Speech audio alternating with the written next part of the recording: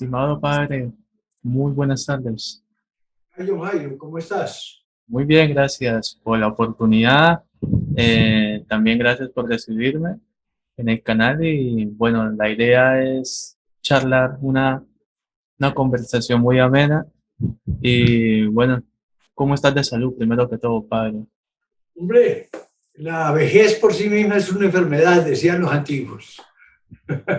Pero jamás se opaca la experiencia, eso es muy importante. Pero esperemos a que siga brillando todavía un poquito.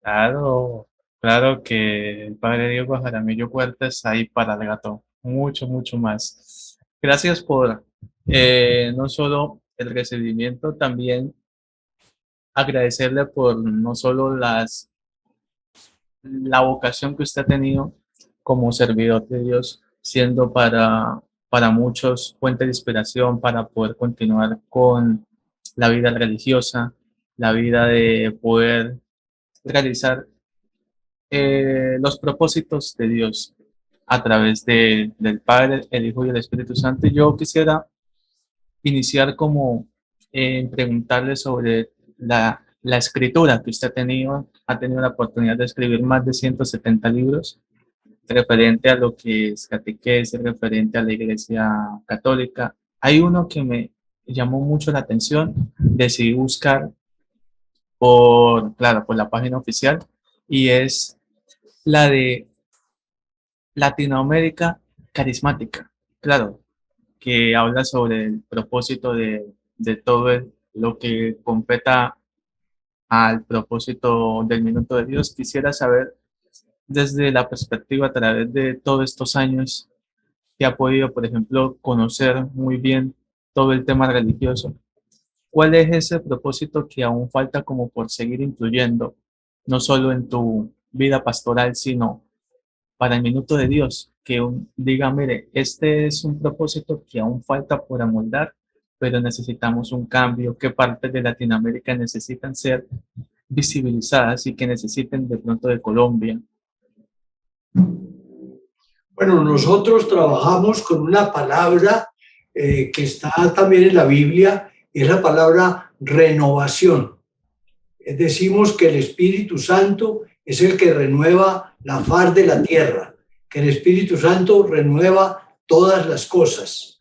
Y cuando uno habla de renovación, decimos, leyendo la Sagrada Escritura, que nosotros tenemos que irnos renovando.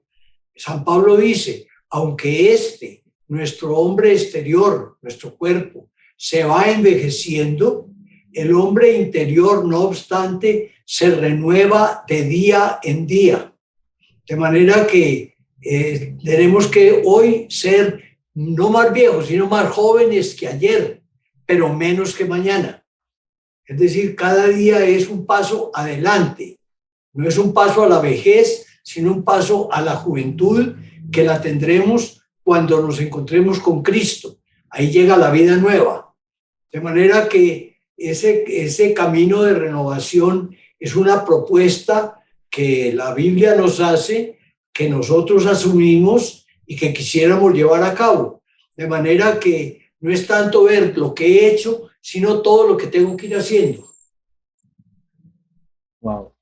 No solo eso, bueno, yo en un principio comencé con una pregunta muy larga porque es obvio, yo analicé un poco lo que son las misas en los años 2015, 2017 y hace mucha referencia que si el ser humano no amolda o no pues evoluciona lo que es su espiritualidad, en que jamás no debemos sentir viejos, sino más bien jóvenes de espíritu, que esa es la palabra más importante que usted se ha caracterizado, padre.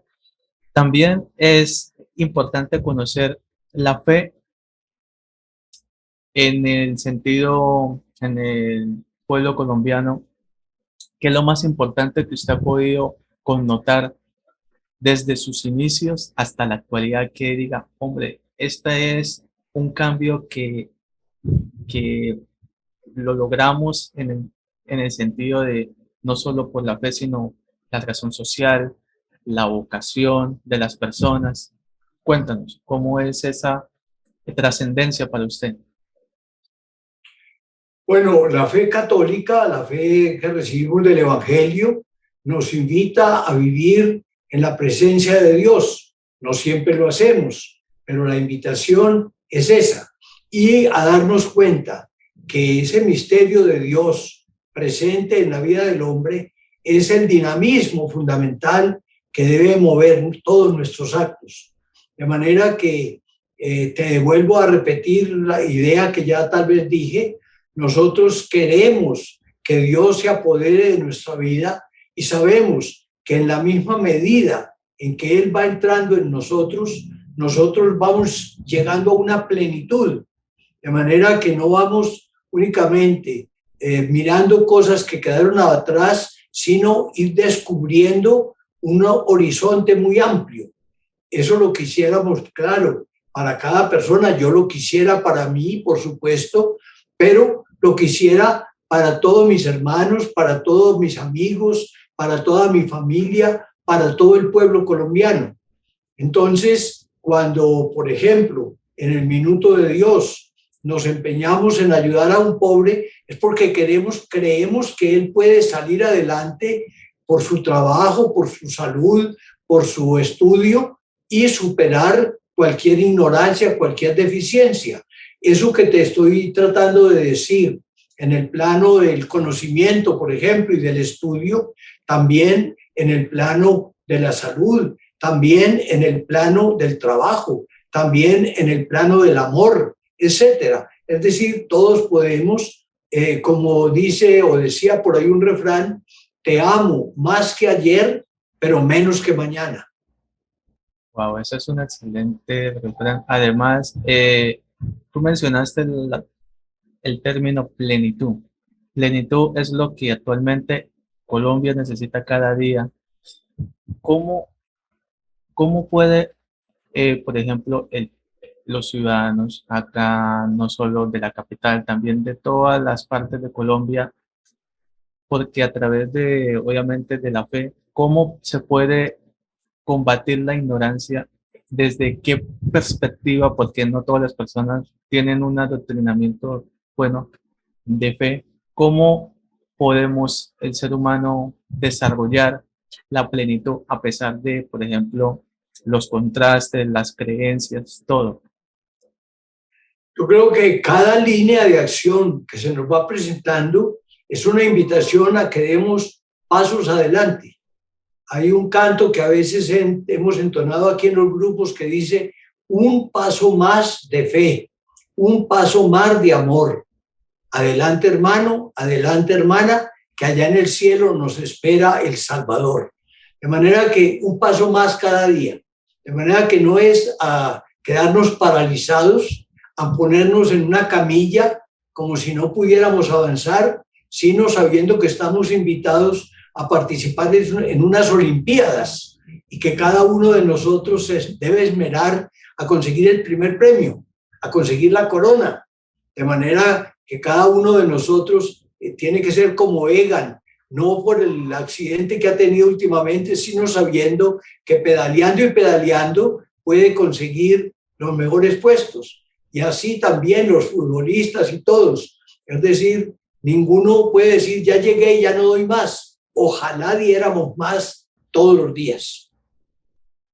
Me hizo recordar a una lectura que yo visualicé hace muchos años, que es el Ministerio de la Música, una obra que tú escribiste referente a lo que hace, por ejemplo, toda esa instrumentalización que a uno lo edifica, que uno nutre el alma, y eso es lo que no solo los músicos, sino también las personas necesitan cuando están en un momento crucial, que necesito tener un poco más de convicción, pero la música y obviamente las piezas audiovisuales es lo que más el reconforta y sigue adelante, que eso es lo más grato. Y ahí va esta pregunta que siempre me ha parecido muy curiosa, padre, y es, ¿bajo qué perspectivas cree que la obra del Minuto de Dios hace falta como por reforzar y como que crecer mucho más en cuestión del audiovisual, en referente a la música? bajo qué aspectos cotidianos de pronto necesita el ser humano poder de pronto aprender a través de no solo del ministerio de la música, sino también del Lumen TV. Bueno, yo te diría que el crecimiento tiene que ser en todos los campos. Tú estás privilegiando el de la música.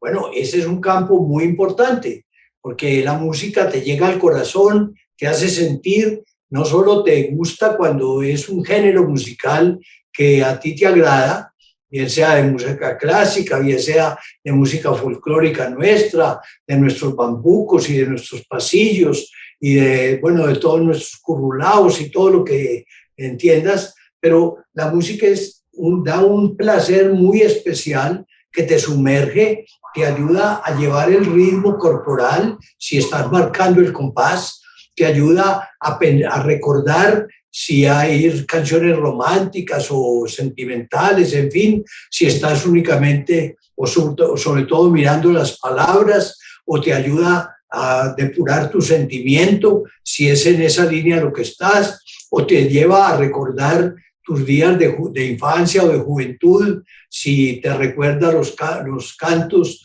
de esa época que viviste, tal vez con mayor romanticismo y sentimiento en tu vida, etcétera. Entonces, yo creo que tú me estás preguntando si en el Minuto de Dios falta. Por supuesto que falta.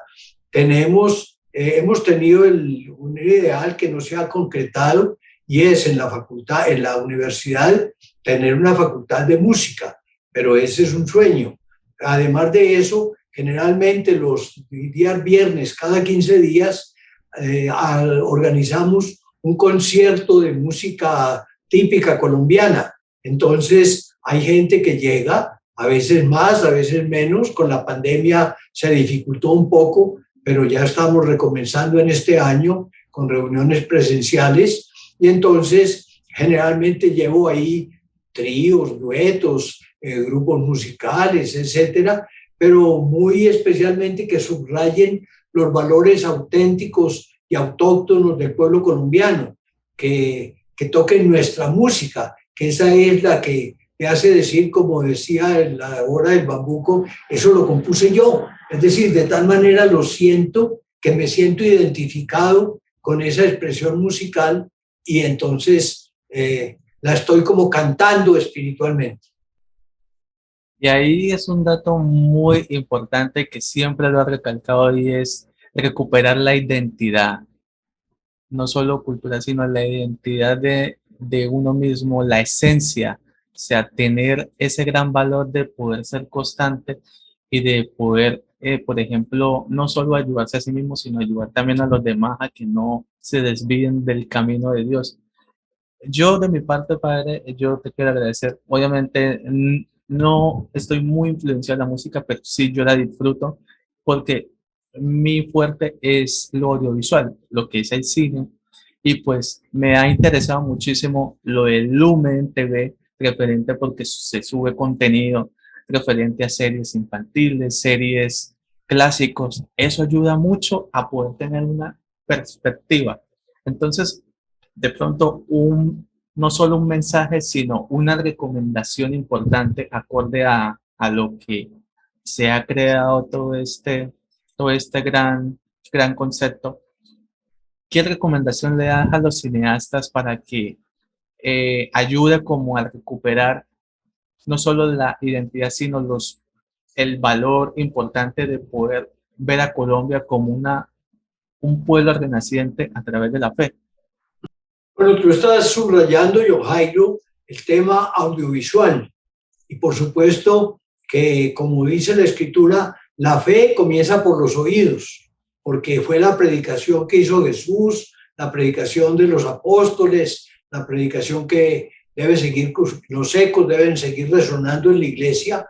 Entonces la oímos.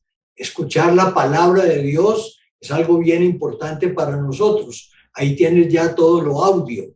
Entonces, todo lo que es o sonido, música o palabra, nos despierta ecos en el alma y nos puede descubrir horizontes espirituales. Por supuesto que en lo que tú estás hablando, el audio, El audio se complementa con lo visual, es decir, los oídos se complementan con la mirada. Y entonces podemos admirar no solo el ser humano que nos rodea, las personas que hemos querido, nuestros padres, nuestros amigos, las personas que amamos, etcétera, sino contemplar el sol y la luna y las estrellas, contemplar el horizonte tan bello, contemplar las nubes y las montañas, los ríos y los valles, las flores, es decir, todo lo que es la parte visual del hombre nos trae también un placer especial y nosotros podemos ver, no solo escuchamos, sino vemos, pero también complementamos esos dos sentidos, la vista y el oído, lo complementamos con el tacto.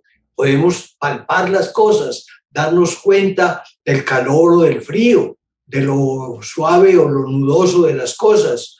Podemos complementar eso con el gusto, y entonces saber si hay cosas que son dulces o amargas o ácidas o agradables o desagradables, etcétera.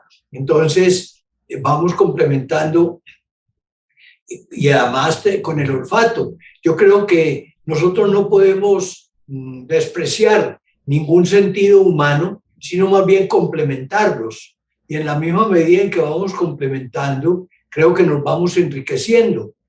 Yo te digo, por ejemplo, John, que a unas 2 horas de Bogotá tenemos el Minuto de Dios tiene una granja que se llama Agroparque Sabio Mutis. Es un jardín botánico. Y entonces ahí en ese jardín botánico tenemos, por ejemplo, un jardín de orquídeas o tenemos un jardín de otras especies vegetales, de flores, pero tenemos también café y caña de azúcar y cacao. Entonces el olor del cacao, del café o de la caña de azúcar cuando está hirviendo, pues es bello, pero todas las flores también nos comunican un mensaje a través del olfato, pero también entonces necesitamos complementar con el tacto y con todo lo que es el ser humano. De manera que a mí me interesa, y te lo digo esto a partir de tu pregunta, porque en el jardín botánico ante todo teníamos flores y plantas que se mostraban, pero se complementaba, y esa es la vista, pero se complementaba con el oído, con las explicaciones que se daban, las estadísticas, etcétera. Todo lo que es la voz humana lo comunica. Pero yo decía, pero si estamos hablando de flores, tenemos que tener esencias florales para que la gente pueda olfatear, pueda oler los bellos olores de la naturaleza, los aromas, las fragancias exquisitas de los vegetales. Pero todo eso se puede complementar con el gusto. Entonces, si voy a un cafetal, ¿cómo no voy a tomar un pocillo de café? Si voy a un ingenio de azúcar, ¿cómo no voy a saborear una panela de coco, por ejemplo, o algún dulce agradable? Si voy al cultivo del cacao, pues qué bueno tomarme una taza de chocolate, etcétera. Entonces, todo eso se va como complementando, la vista con el oído, pero la experiencia implica que también los otros aspectos corporales entren en acción. Eso es muy, muy valioso y yo te agradezco, Padre, porque no solo lo importante es el perfume, que es grato allí, sino también me recordó mucho a una frase que tú dijiste hace 2 o 3 años, cómo subir la montaña, cómo nosotros podemos llegar a tal punto de poder disfrutar, de poder no solo oler, sino también deleitarnos de cada oportunidad que nos da la vida, poder conocer muy bien lo bonito de la acción del Minuto de Dios, sino también de lo que uno reconoce. Y ahí, claro, desprendiendo de este tema que es muy importante también, referencio el tema de tu misión como líder de la Renovación Católica Carismática. Yo sé que a nivel local, pero también tú tienes un cargo también nacional e internacional de seminarios. Yo quiero preguntarte, bueno, para aquellas personas que están iniciando en el tema de la teología, también en el tema del sacerdocio. ¿Cuál es el elemento más importante para que un líder siempre tenga no solo la constancia, sino tenga el reconocimiento para que cuando las personas conozcan un poco esa visión y esa misión, puedan continuar y no flaquear en ningún momento? Don Jairito, yo pienso que tal vez lo más importante ahí es lo que en el Evangelio llamamos el testimonio. Testimonio es poder decir, poder actuar lo que uno ha vivido. Es decir, no es únicamente ser profesor, aprender una materia en unos libros y repetir la enseñanza que ha podido aprender, sino vivir, experimentar y contar lo que uno vive. Como comienza la carta primera de San Juan, lo que nuestros ojos vieron, lo que nuestros oídos escucharon, lo que nuestras manos palparon acerca del verbo de la vida, eso es lo que les anunciamos. De manera que yo creo que eso es parte de la autenticidad cristiana, ser capaz, todos nos quedamos un poco a mediados de camino, pero qué bueno poder decir, es que si yo te recomiendo que vayas a la música es porque esa música me gusta a mí. Entonces te digo que me ha encantado y espero que a ti también te encante.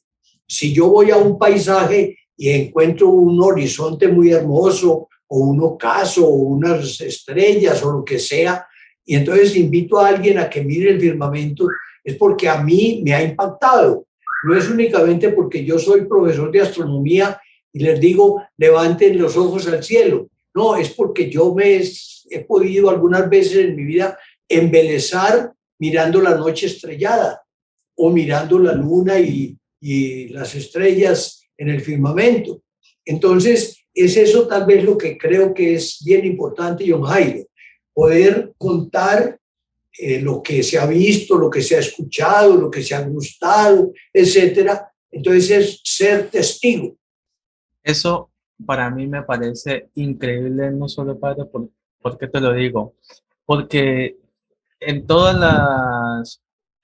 cuando das las misas, cuando obviamente todas las noches a las 7 brindas ese minuto de Dios, esa palabra, siempre se me ha quedado en la mente de que si una persona, este, no solo por la influencia, sino, por ejemplo, que tú ves tal éxito de la congregación, pero a través de la fe uno dice, bueno, uno desea continuar, pero si la persona no pone de su parte a poder hacerlo desde su propio mérito, de poder aprender, de poder escudriñar no solo la palabra, las promesas, todo, es muy difícil poder sentir ese cambio si uno no lo aporta desde su propia identidad. También hay una trivia importante, padre, y que me parece muy importante. Obviamente, el agroparque que en todo su esplendor de que es el mayor museo abierto de Colombia y también no solo por el Jardín Botánico, sino que en el mes de febrero, me gustaría que comentaras,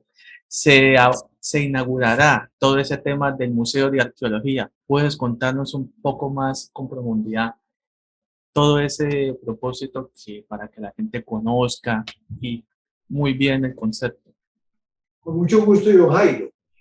Pues todos sabemos que antes de la llegada de los españoles que llegaron acá en el siglo XVI al interior del país, había gente que aquí vivía, que eran de raza que llamamos aborigen, distintas familias de tipo indígena, pero eran personas humanas, no tenían los conocimientos científicos o, bueno, ideológicos que había tenido Europa o Asia antiguamente, pero ellos sabían, eran hombres y mujeres, no solo que formaban sus familias, sino que se enfrentaban a un mundo y que iban adaptándose en sus maneras de vivir, de habitar sus casas, de trabajar, se iban habitando en la medida en que sus inteligencias los iban orientando.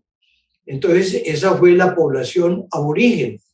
Ellos dejaron en distintas partes del país testigos de lo que fue su búsqueda de soluciones. Por ejemplo, entre los indígenas habían había muchos instrumentos de cerámica, tazas, jarras, vasos, que ellos hacían de barro y que los cocían al fuego y entonces los usaban después para tomar sus alimentos o para enterrar los cadáveres de sus antecesores, etc. Entonces ellos tenían eso. Tenían también, por ejemplo, usos de algodón, usos para tejer algodón nativo. Entonces fueron aprendiendo a hacer sus mantas y sus vestidos para cubrirse de la intemperie.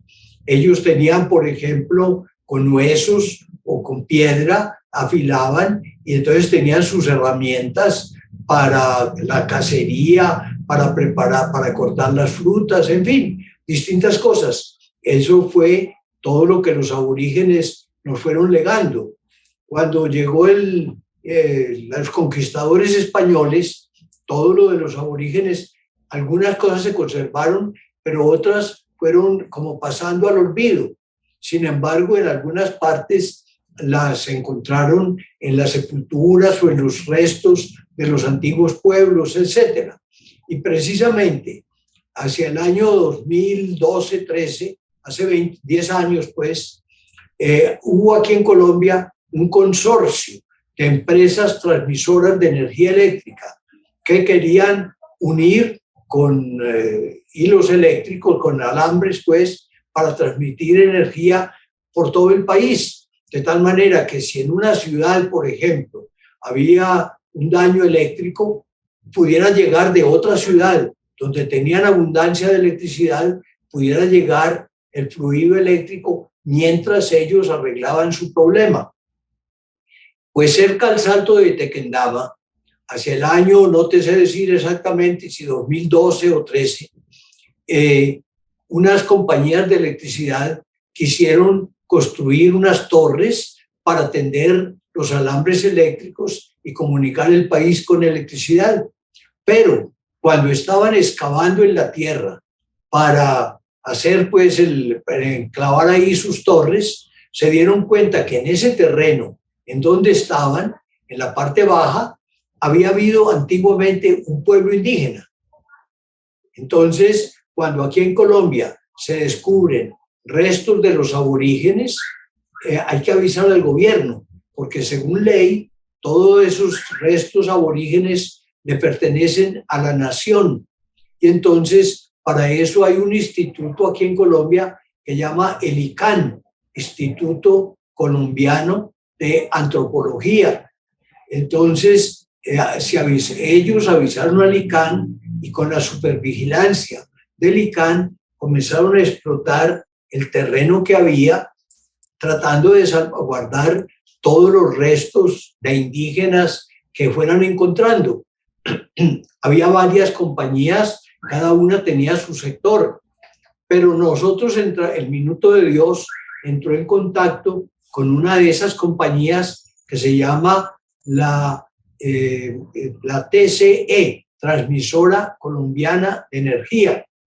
Esa transmisora colombiana entró en contacto con nosotros y como ellos tienen la obligación ante el gobierno de cuidar lo que vayan encontrando, entonces dijeron, nosotros por nuestra índole somos una transmisora de energía, no estamos, no es nuestro oficio conseguir cosas aborígenes, pero unámonos con el Minuto de Dios y con la Universidad Minuto y ustedes guardan eso, nosotros se los vamos entregando, cumplimos la ley oficial, no se pierden esos objetos, por el contrario, se van a guardar para que la gente los conozca.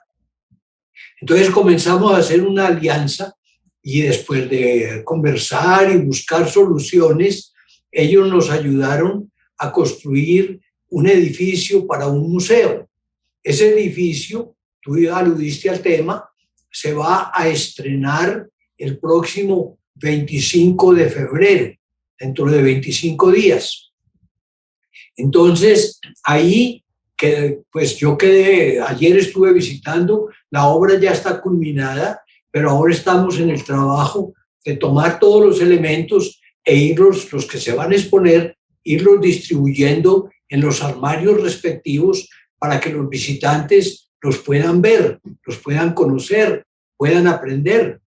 También tenemos al lado de ese museo un laboratorio para que los científicos puedan estudiar todos esos elementos antiguos, porque entre todos esos elementos que nos han ido confiando, se dice, todo examinado científicamente, que los elementos más antiguos que se han encontrado hasta ahora ahí en ese lugar son aproximadamente entre el año 300 o 350 antes de Cristo, y los más modernos son más o menos del año 1650 después de Cristo, de manera que son como 1900, casi 2000 años donde ahí vivió gente, y 1900 años hubo gente que fabricaba sus cerámicas, sus objetos de piedra, pero otros fueron llegando con técnicas más modernas, y entonces todo eso lo vamos a tener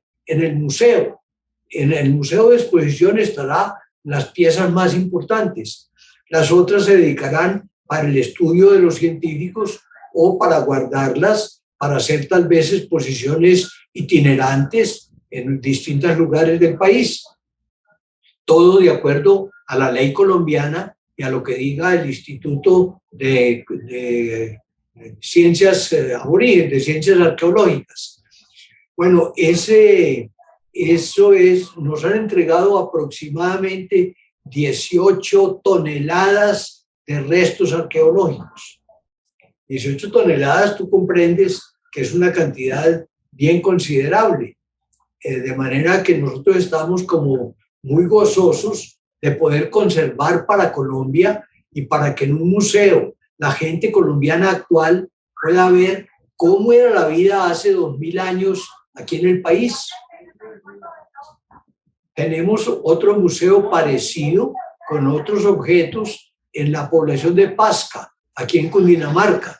Ahí le confiaron al Minuto de Dios la tenencia de un museo que comenzó a construir un párroco que vivió ahí como hace como unos 35, 40 años, y se llama Museo Arqueológico Jaime Hincapié Santa María.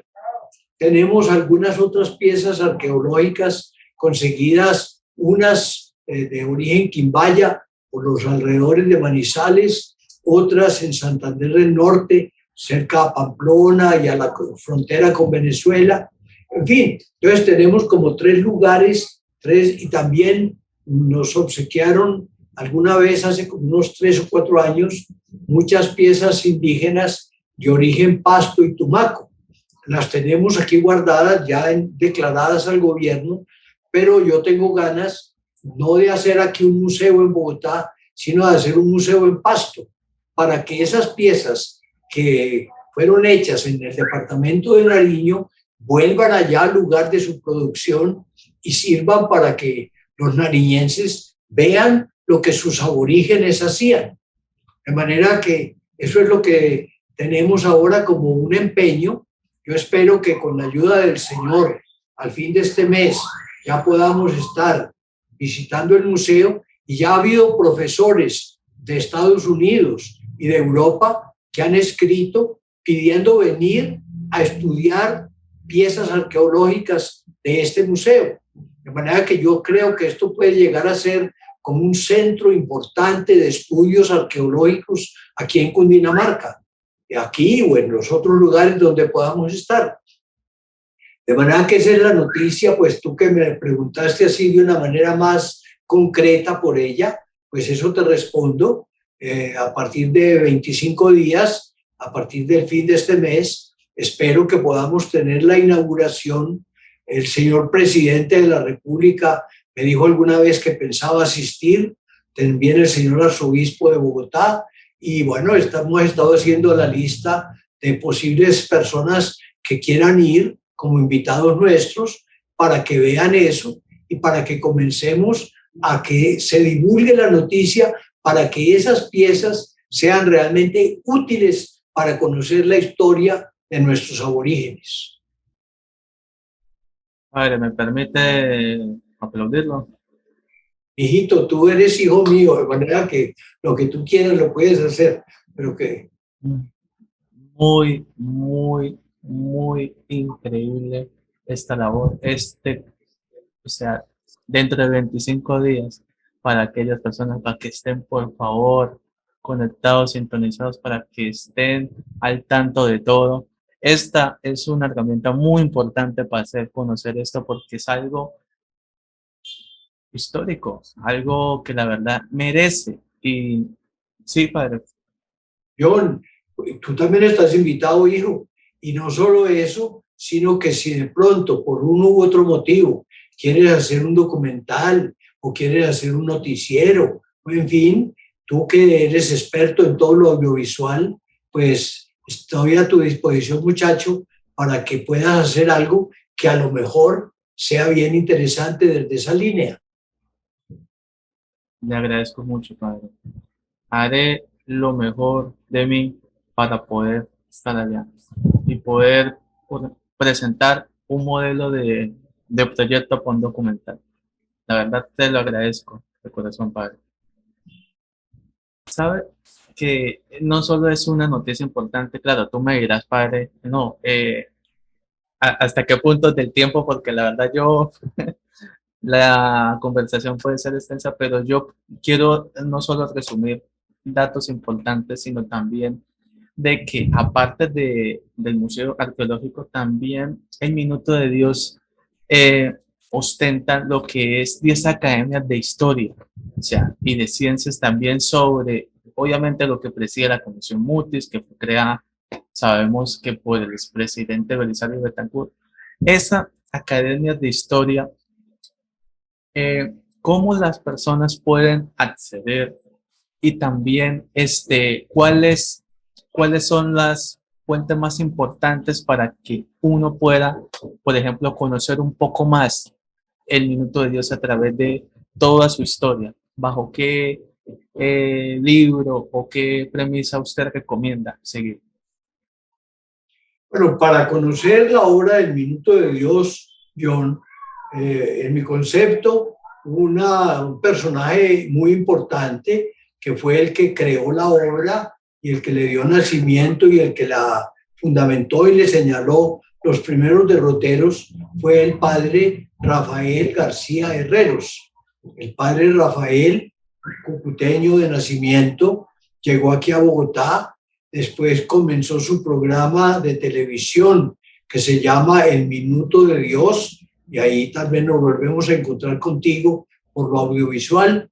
Y entonces, en El Minuto de Dios, el padre, cuando al mes de estar trabajando, le ofrecieron un patrocinio, él comenzó a repartir el dinero de ese patrocinio para los pobres. Entonces comenzó la obra social ayudando con ese patrocinio a familias pobres, y la gente comenzó a enviarle dinero y objetos que él iba repartiendo a los pobres, y así fue naciendo la entidad que llamamos Minuto de Dios, que se caracterizó al principio por ayuda a los pobres, luego por construcción de vivienda, como luego los barrios fueron teniendo bastantes habitantes, entonces hubo que hacer una escuela que se fue convirtiendo después en colegio y más tarde en universidad, pero con la educación es muy importante en la vida, pero no es todo. Entonces hubo que velar también por la salud,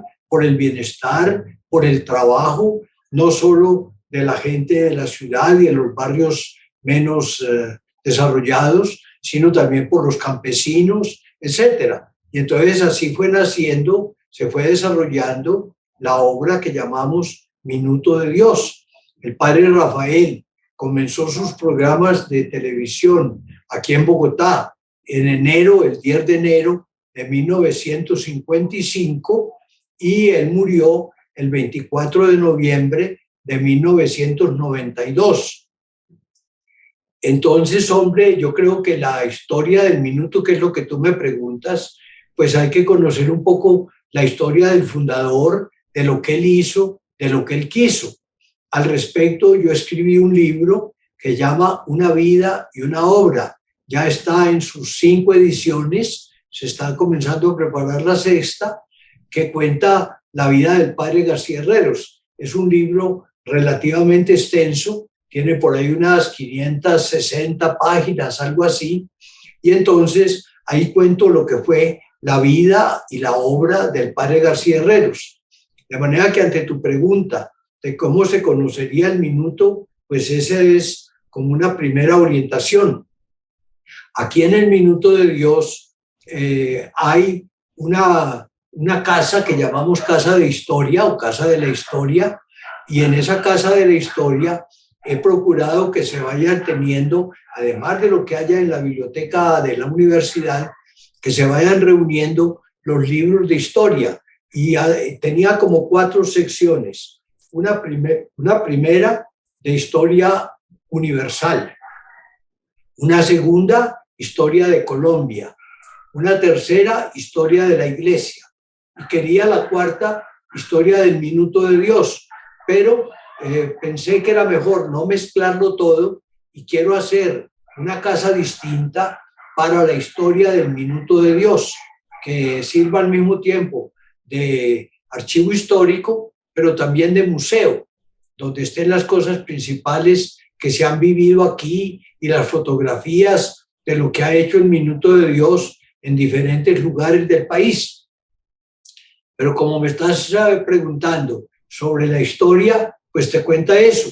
Yo, ojalá que también tú, me gusta mucho la historia, he pertenecido o suelo asistir a las sesiones de la Sociedad Bolivariana de Historia, voy también a la Academia Santanderista de Historia, también soy miembro de la Academia Antonio Nariño de Historia, soy presidente de la Academia de Historia Eclesiástica de Bogotá. Bueno, he estado pues así en distintas reuniones de tipo histórico y me gusta pues la lectura y la reflexión sobre la historia, pero por eso me lancé a hacer lo que tú decías, la Casa de la Historia, donde se han ido reuniendo libros y donde el proyecto que estamos es ir teniendo como una academia junior de historia, donde los jóvenes, donde los muchachos, porque los académicos de ordinario somos personas de edad. Entonces, yo quiero que también los muchachos de 15, 20, 25 años vayan leyendo la historia. Como decía Cicerón, la historia es la maestra de la vida. Es decir, tú vas leyendo cosas antiguas de historia y vas viendo cómo hoy, a su manera, podemos hacer cosas o aprovechar las lecciones de la antigüedad para no volver a cometer los mismos errores. De manera que esa es como el objetivo de esa casa de historia de la que me estás preguntando. En Tena tenemos otros museos distintos, porque allá lo que tenemos, además del Museo Arqueológico de que te hablé, que tendrá por supuesto también su dimensión histórica, allá tenemos un cafetal y entonces tenemos máquinas de producción del café para que los muchachos sepan el producto principal en la agricultura colombiana ha sido el café, y entonces aprendan a degustarlo, pero también conozcan cómo hizo el pueblo campesino en la zona cafetera, en el Quindío, en Nariño, en la Sierra Nevada, en fin, para cultivar el café. Tenemos también cultivos de caña de azúcar y entonces, como en el Valle del Cauca, sobre todo, se ha cultivado la caña de azúcar en distintas especies.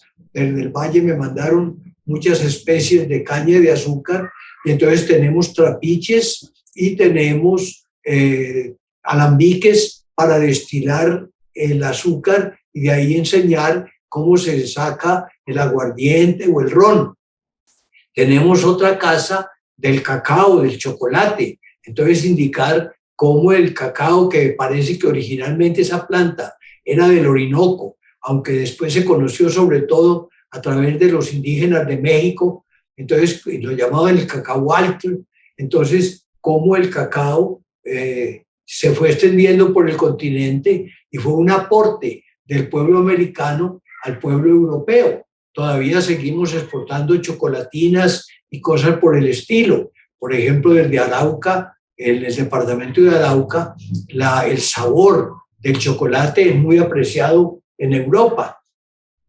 Allá también tenemos orquídeas, porque tú sabes que a partir de 1936 la Academia de Historia propuso que la orquídea que se llama Cattleya labiata triani, la Cattleya que se bautizó en honor de José Jerónimo Triana, fuera como la flor colombiana por excelencia, el símbolo de Colombia, porque en los pétalos tiene los 3 colores de la bandera nacional. Entonces, pues eso me llevó a que hiciéramos un jardín de orquídeas. Tenemos como unas 2.500 orquídeas ya en plantas, y entonces eso es también un deleite para la vista.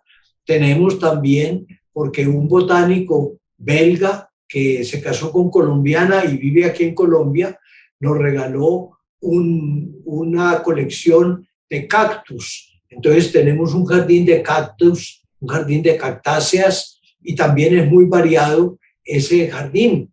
Y entonces, eso por decirte que allá en Tena, además del jardín arqueológico, del museo arqueológico, tenemos un jardín botánico que tiene aprobación de jardín botánico del Instituto Humboldt, del Ministerio Nacional, de manera que no hacemos nada pirata, sino que tenemos autorización del gobierno en el Ministerio de Ambiente y en el Ministerio de Cultura. Eso también está aprobado como museo. Entonces, tenemos ese aspecto. Pero en otras partes, por ejemplo, aquí en Bogotá, tenemos el Museo de Arte Contemporáneo, que es ante todo pinturas o esculturas contemporáneas. O tenemos, pues hay mucha cosita que en el tour del Minuto de Dios tú mismo has visto tal vez algunas veces o puedes ver, porque me has caído muy cercano al corazón, muchacho, y entonces quiero decirte que a tus órdenes. Y si, porque tú me habías pedido inicialmente información sobre cine, pero yo te mandé decir, no soy capaz de hablar de eso, que no conozco tanto, pero sí te hablo de otras cosas si quieres. Entonces, por eso es esta entrevista que me has estado haciendo. Y bueno, y si quieres algún otro aspecto, tú estás en libertad de preguntar.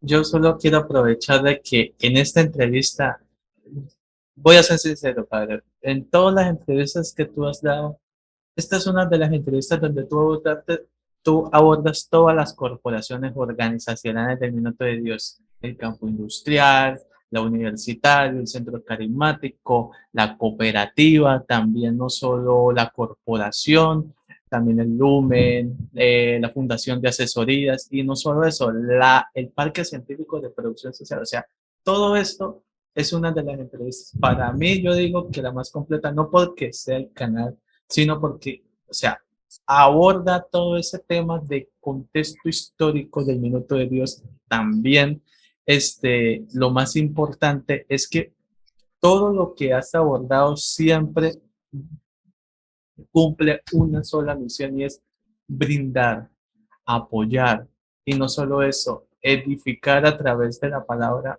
toda la misión del Minuto de Dios, sino yo te quiero felicitar por esa gran misión. Además, yo soy de Cúcuta, como lo fue el padre Rafael García Guerrero, por lo tanto, el libro que tú recomiendas, que está en 25 versiones, la verdad es muy, muy increíble.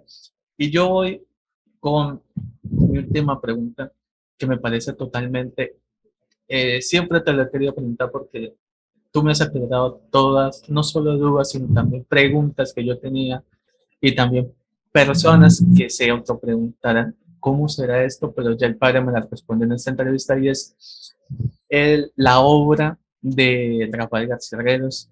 ¿Qué es lo más importante, el valor más destacado que aún recuerdas desde que inició su vida sacerdotal, que diga, John, mira, esto aún lo aplico? Obviamente cada momento se aplica en cualquier valor, pero de pronto ese factor importante en el que tú aún lo sigues, y que la verdad las personas, los jóvenes, las personas quienes están en toda la congregación del Minuto de Dios, debe que reconocer un dato de pronto inédito de Rafael García Herreros, Y no solo también eso, sino eh, qué tips o no solo, más bien un consejo que le da a las futuras generaciones que formarán parte del Minuto de Dios como broche final del padre Diego Jaramillo.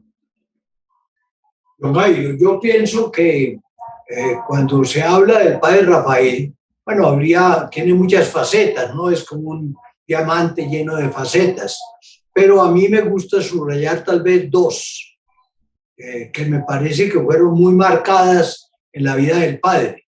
Una primera es la creatividad. El padre García Herreros sabía hacer cosas nuevas.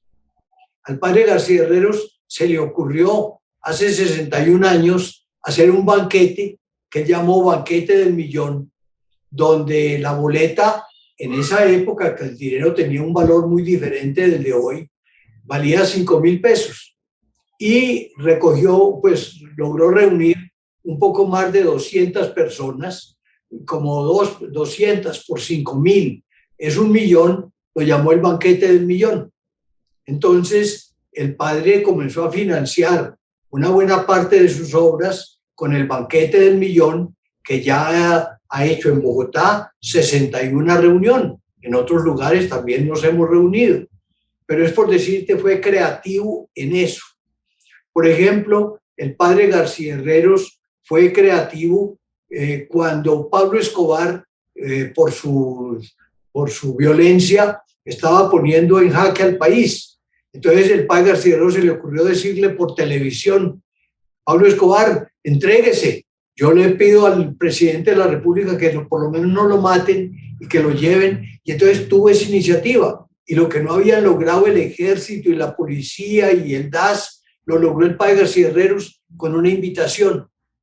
El padre García Herreros, por ejemplo, se le ocurrió al inicio hacer escuelitas populares en los barrios periféricos de Bogotá. Y entonces, por ahí en el año 57, te estoy hablando, y entonces él pedía que, por ejemplo, una empresa importante, y hubo, por ejemplo, Bavaria, Avianca, Banco de Bogotá, Compañía Colombiana de Seguros, Arquitectos Martínez Cárdenas, creo que fueron como 8 empresas, le daban al mes 200 pesos. Con esos 200 él pagaba 50 pesos, era el sueldo de la maestra, 50 pesos el sueldo del maestro, 50 pesos era el alquiler de una casa que él conseguía en un barrio popular, y 50 pesos era para la luz y el agua o los servicios y algo de papel o de tizas. Tuvo esa idea, claro que ya te digo, con unos valores que hoy no comprenderíamos, porque 200 pesos hoy no es nada, pero con esa época él lograba salir adelante y crear escuelas. Y así hay muchas cosas en el Minuto de Dios. Por ejemplo, el padre propuso hacer un museo y él dijo: las familias que tengan cuadros bellos en sus casas, préstenme cuadros por un mes y yo los expongo aquí en el Minuto para que los pobres que no saben ver bellas pinturas vengan a verlos. Yo al mes les devuelvo el cuadro, pero la gente pobre que no ha visto pinturas puede ver eso. Entonces, en el periódico El Tiempo salió un artículo irónico diciendo que el padre tenía buena voluntad, pero que no sabía mayor cosa de arte, porque él creía que era que en las casas de Bogotá había muchas cosas bellas de arte y que aquí no había nada, sino copias de obras famosas, que por eso un museo de arte aquí hecho de copias no valía la pena. Entonces el padre respondió por televisión que bueno, que agradecía esa formación que le daban, que entonces no hacía el museo de arte antiguo, sino que hacía un museo de arte contemporáneo y que invitaba a los pintores nuevos a que le regalaran obras. Y entonces Botero y Obregón y muchos mandaron cuadros para comenzar aquí el Museo de Arte Contemporáneo. Así el padre Rafael era creativo, sabía hacer cosas nuevas. Él, cuando estuvo en Cartagena, hizo un programa de radio que llamaba La Hora de Dios, pero después pensó que en Cartagena la gente no se aguantaba una hora escuchándolo. Entonces dijo, voy a hacer un programa tan breve, en esa época no había control remoto, sino que la gente que esté escuchando radio, cuando oiga el programa, no tenga tiempo siquiera de levantarse e ir a cambiar de dial, sino que cuando se levante ya se acabó el programa. Entonces así nació el Minuto de Dios. Y bueno, así era creativo. Entonces, a tu pregunta estoy respondiendo. Primero, creatividad. Uno tiene que enfrentarse a situaciones y no solo responder copiando lo que otros hicieron, sino ser capaz de inventar su propia respuesta. Y lo segundo que te diría a tu pregunta, John Jairo, es el amor. El padre Rafael, yo creo que porque fui testigo de cerca, que era un hombre que amó mucho a Dios. Él no dejaba su oración, su lectura de la Biblia, siempre en las conversaciones salía el tema de Dios, es decir, era un hombre comprometido espiritualmente con Dios. Pero era un hombre que amó también a Colombia, y yo me imagino que su amor a Colombia fue heredado de la familia García Herreros, porque allá en Cúcuta, tal vez tú estás enterado más de eso, el papá de él fue general de la República, el abuelo de él también fue general de la República, y él y la bisabuela era prima hermana del general Santander, de manera que como que a través de la línea paterna le vino como el amor patrio. Y además de eso, él tenía por el lado paterno una abuela, era descendiente de un presidente de Perú, y otra abuela era descendiente de una familia hunda que venía de Venezuela, y uno de los hundas antiguos en la época de la independencia había sido uno de los firmantes del acta de independencia de Venezuela cuando se independizó de España. De manera que esa era como la beta poética, la beta patriótica. Pero al mismo tiempo, por la mamá, que se llamaba doña María Hunda, ella había nacido en Venezuela, pero la familia vivía en Cúcuta. Únicamente que en 1875, en mayo, hubo un temblor y Cúcuta se destruyó en 1875, en mayo. Y entonces la gente, mientras reconstruía las casas y arreglaba los problemas, se fue a vivir a San Antonio o a Ureña, al lado venezolano. Y en esa época fue cuando nació la mamá allá en Venezuela.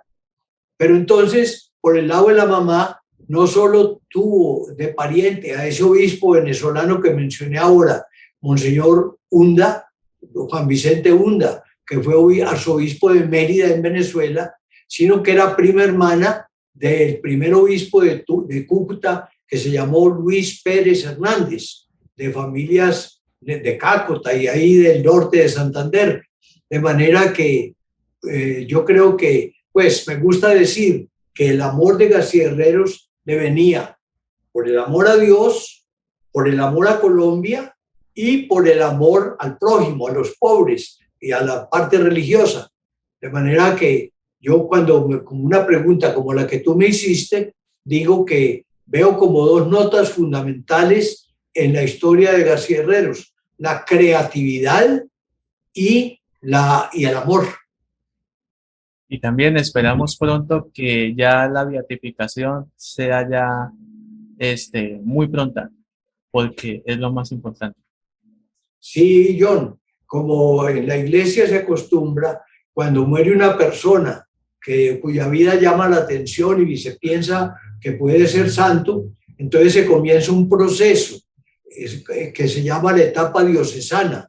Ese proceso se comenzó aquí en Bogotá, en esta diócesis donde está el Minuto de Dios, que se llama Engativá. Entonces al padre le dieron en ese momento el título de siervo de Dios. Él tiene actualmente el título de siervo de Dios, con todo lo que se levantó de actas y de testimonios y de documentos, se mandó a Roma.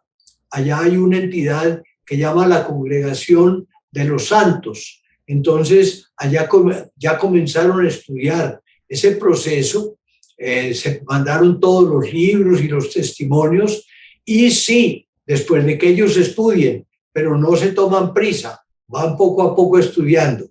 Si ellos estudian y el resultado es favorable, entonces le dan el título de venerable. Entonces ya cuando tiene el título de venerable, se puede venerar, entonces se puede pedirle a Dios que por intercesión de él haya milagros y entonces le darían el título de beato. Y si hay milagros y después de tener el título de beato, otros milagros, le dan el título de santo. De manera que son 4 etapas: siervo de Dios, venerable, beato y santo. Él está en la primera de las 4 etapas. Te decía que ojalá que ese deseo que tú expresaste se cumpla y que ojalá lo veamos por lo menos llegar a la segunda etapa y ya con el tiempo irá Dios diciendo qué es lo que quiere. Que así sea, Padre. Ya como cierre final que de esta grandiosa entrevista, este es un espacio ya lo último que es para que no solo decir las redes sociales del Minuto de Dios, lo más importante también que de pronto los nuevos proyectos ya, pues ya los hablamos, sino me refiero, bueno, cómo ya la gente pueda acceder al Minuto de Dios referente a las donaciones, referente al banquete del millón, referente a también a lo que más se proyecta, ya redes sociales, toda la información que sea necesaria para que la gente pueda conocer un poco más. Este es el espacio. Pues, John, el banquete del millón es una campaña que sobre todo se hace en la segunda parte del año, porque el banquete del millón se suele hacer en el mes de noviembre, aunque a veces en otras ciudades hacen banquetes del millón en otros momentos y si los apoyamos, pues entonces realizan el banquete cuando les queda más fácil. A veces en Cúcuta hemos hecho banquetes del millón. Bueno, eso sería lo de banquete. Lo segundo, pues aquí mantenemos siempre necesidades, porque aquí viene mucha gente necesitada. Hay gente que viene todos los domingos por su mercado, o vienen a pedir casa, o vienen a pedir beca para la universidad o para el colegio, o vienen a buscar trabajo, o vienen a buscar ayuda para los campesinos, porque la obra del Minuto de Dios es muy diversificada.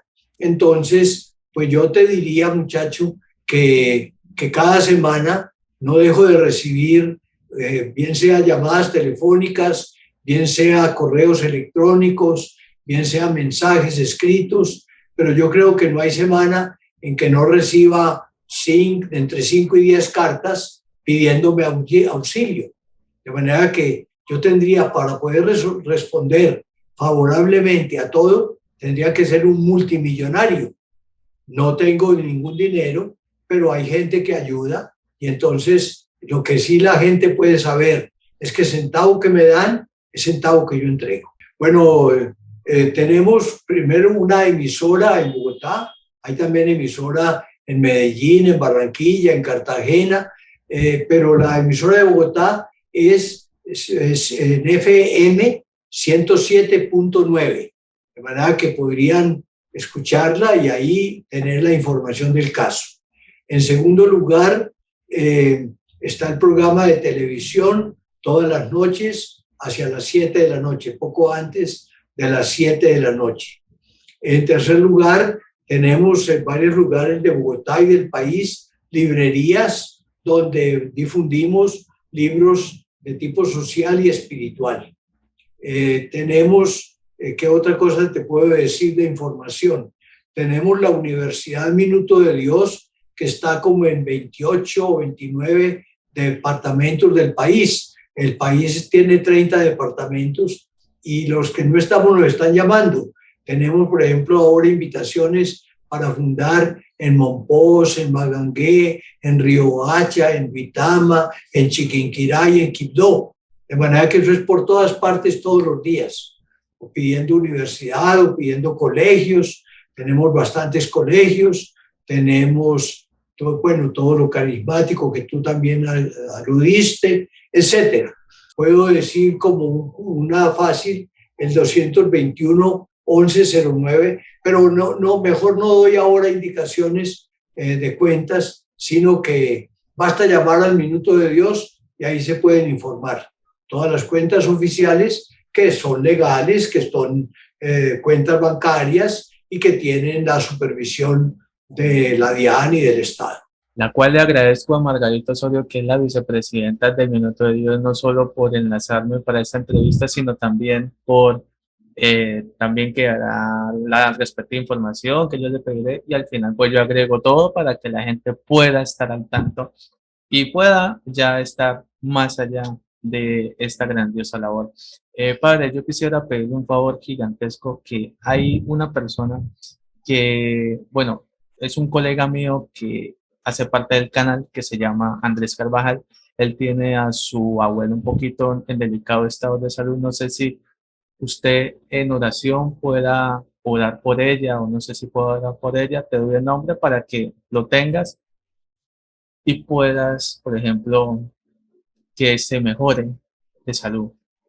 Por supuesto, yo, Jairo, Señor, te pedimos que bendigas, por la cual estamos pidiendo todos, y que todos los que vean en uno u otro momento este programa que hizo John Jairo, pidan por ella y por todos los enfermos de Colombia.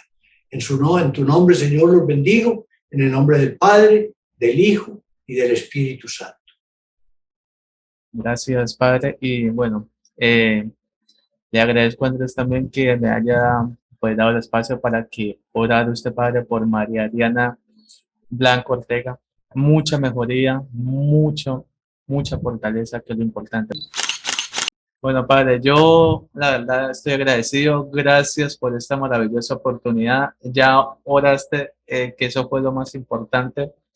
Gracias, Padre, por esta maravillosa oportunidad.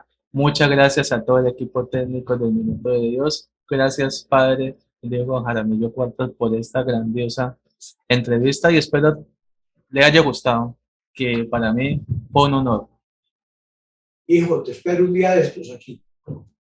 Así será. Amén. Y bueno, muchas gracias, Padre. Que tengas un excelente día. Gracias.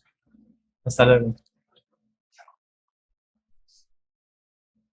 Dios mío, en tus manos colocamos esta entrevista que ya pasó y la próxima que llega.